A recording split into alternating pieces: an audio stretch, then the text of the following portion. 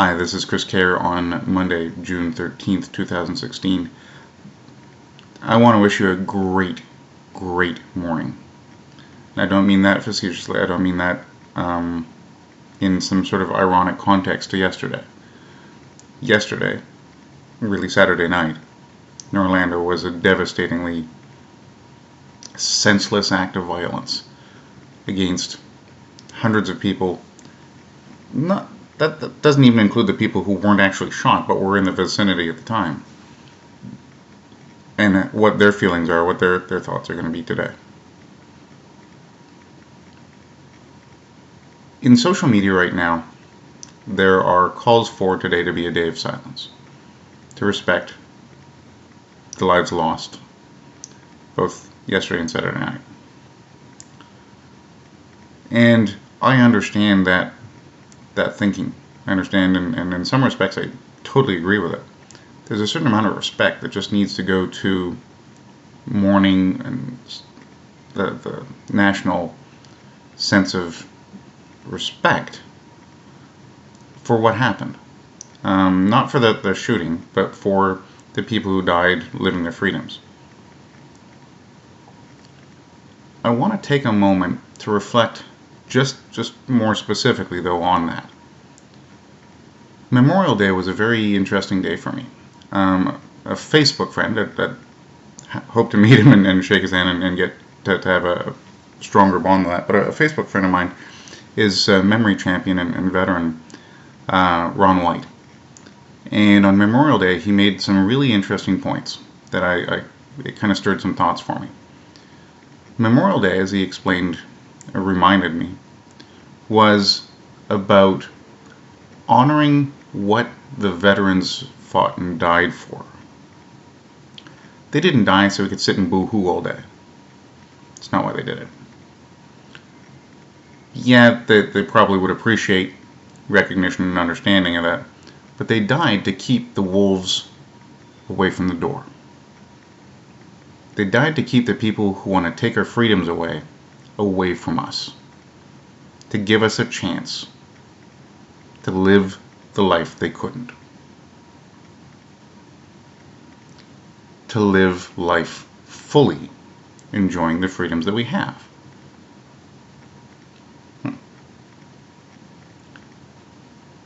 With the struggles that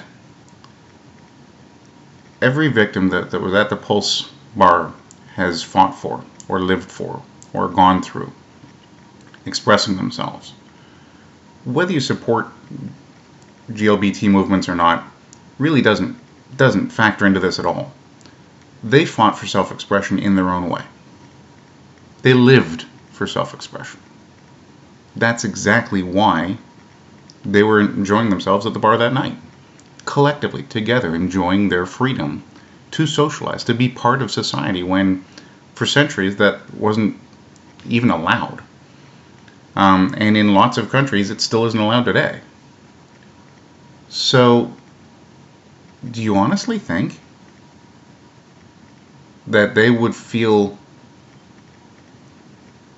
valued by society by letting the guy who shot them dictate that there should be no expression about them today? That there should be no expression by their loved ones, by the people who knew them or didn't know them?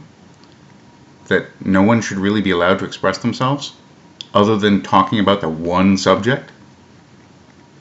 Is that really what you think their expectation is? I don't think so.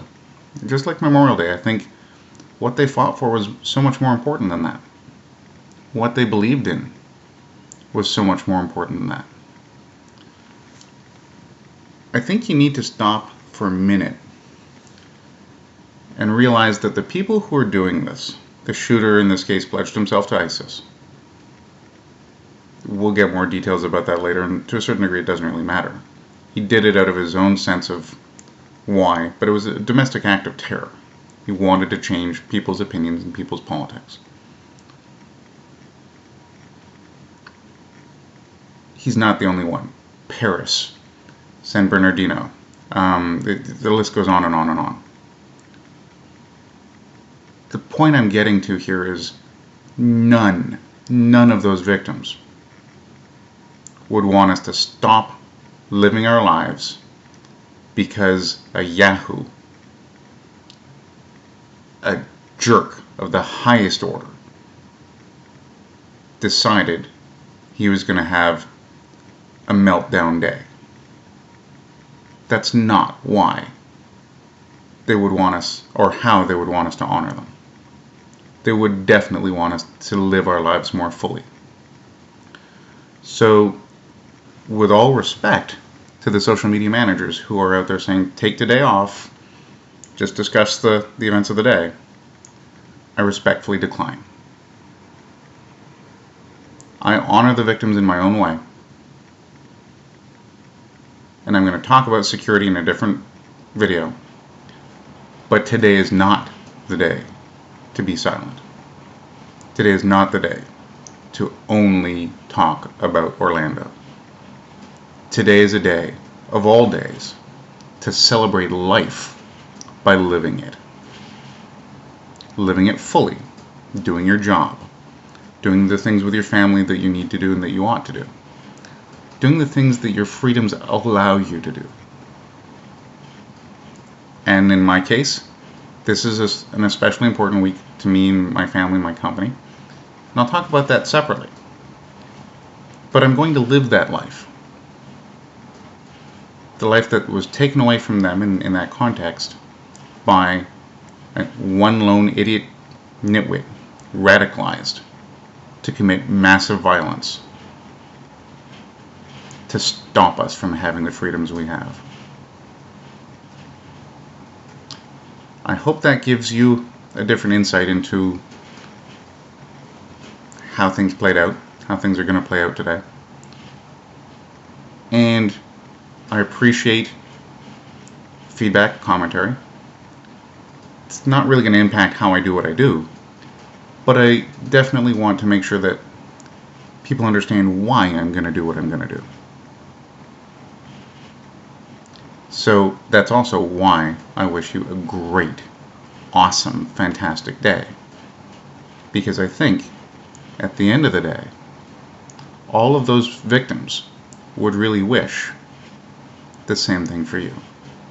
Have a great, awe-inspiringly fantastic day, and let that be the message we send to ISIS, instead of one of licking our wounds.